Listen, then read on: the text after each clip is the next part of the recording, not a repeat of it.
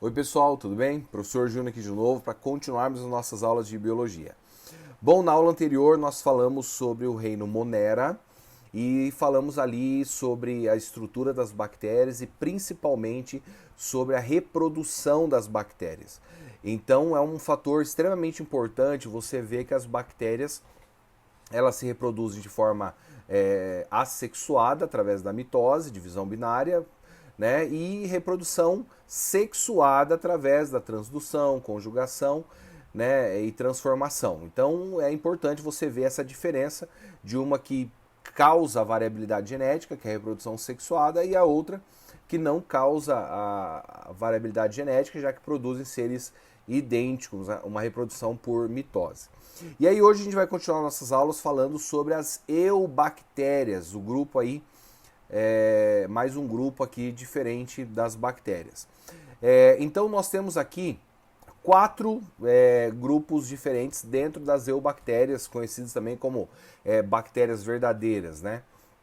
Que é o grupo das gram-positivas, gram-negativas, cianobactérias e as PPLOs, tá? Bom, vamos começar então com essas tais bactérias gram-positivas e gram-negativas. Bom, um pesquisador chamado Gram foi ele que conseguiu fazer esse tipo de coloração nas bactérias. Então ele usa um determinado pigmento em que algumas bactérias elas vão ficar violetas, vão ficar mais escuras, e outras bactérias que vão ficar nessa coloração rosa. Então, com essa pigmentação, você consegue definir qual delas é gram-positivas e qual delas é gram-negativas. E principalmente saber como tratá-las da melhor forma possível, né? Bom, como que eu faço para memorizar essa gram-positiva e gram-negativa? Bom, quando eu estudei, eu lembro que eu memorizava da seguinte forma. Bom, a gram-positiva, positiva mais. Então, aquela que ficava mais escura, violeta gram-positiva. E a gram-negativa seria aquela que ficava mais clara, né? Então a cor rosa ali, como você está vendo. Só que cada uma dessas bactérias são sensíveis a um tipo de antibiótico diferente. A bactéria gram-positiva é sensível aos antibióticos do tipo de sulfas, enquanto que as bactérias gram-negativas é sensível à penicilina. Então, por isso que a intenção de você fazer essa quantificação,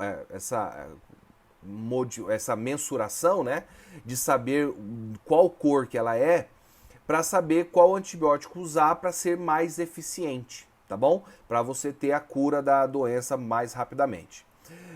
A próxima aqui seriam as cianobactérias. Então, as cianobactérias, elas são bactérias que produzem o seu próprio alimento através da sua própria fonte de carboidrato, através da fotossíntese. Geralmente ela tem vida livre, mas algumas delas acabam formando colônias, tá? Então entra nesse grupo aqui das cianobactérias, tá bom? Embora elas realizem a fotossíntese, elas não são algas, tá? Elas não entram aqui no grupo dos protistas, porque há protistas que são unicelulares, é bem parecido, mas são cianobactérias. Outra bactéria que está aí na apostila de vocês, que é a título de curiosidade de vocês, seriam a bactéria do gênero Rickettsia. Essa bactéria ela é um parasita intracelular obrigatório, ou seja, ela só consegue se reproduzir dentro de uma célula, dentro de um hospedeiro. Ela é causadora de dois grandes problemas de saúde, que é a febre maculosa e a tifo. Então são duas doenças que raramente você ouve falar delas, porque elas estão bem controladas, assim, principalmente aqui no nosso país, né?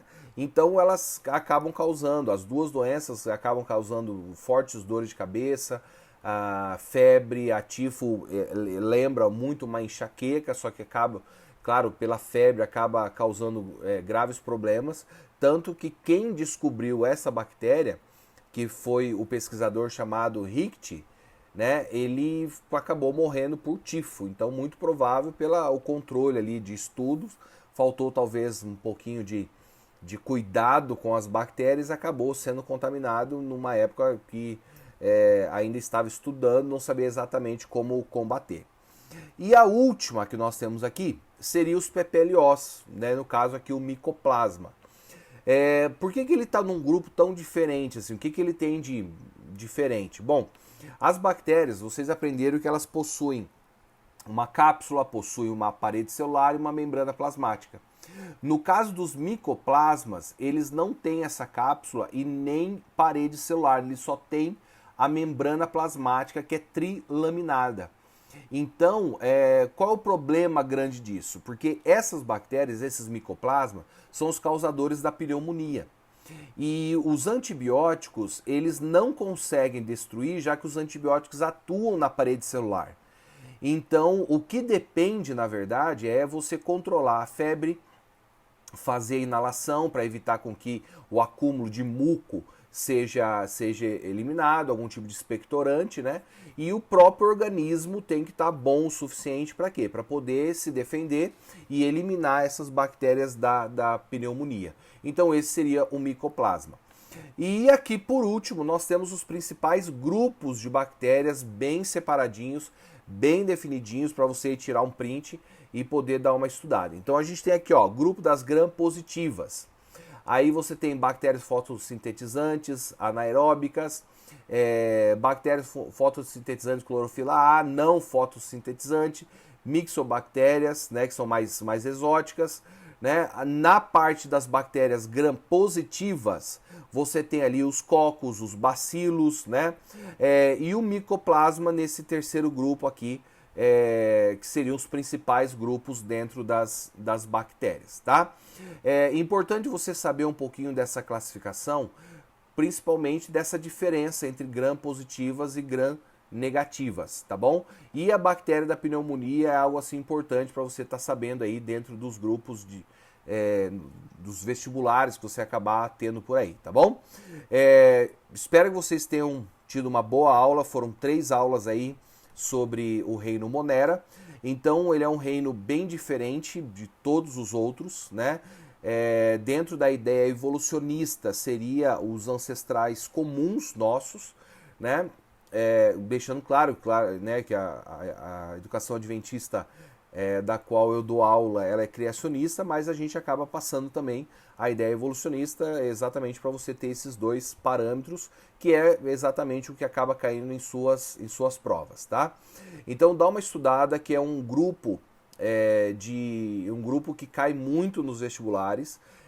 Toda vez que você vê estudando aí, que a gente falou em alguns momentos sobre algumas doenças, dê uma olhada em alguma lista, pesquise listas que são de doenças bacterianas, tá bom? Então é sempre importante você saber algumas delas para suas provas que virão por aí, tá bom? Um grande abraço para vocês, fiquem com Deus e tchau, tchau.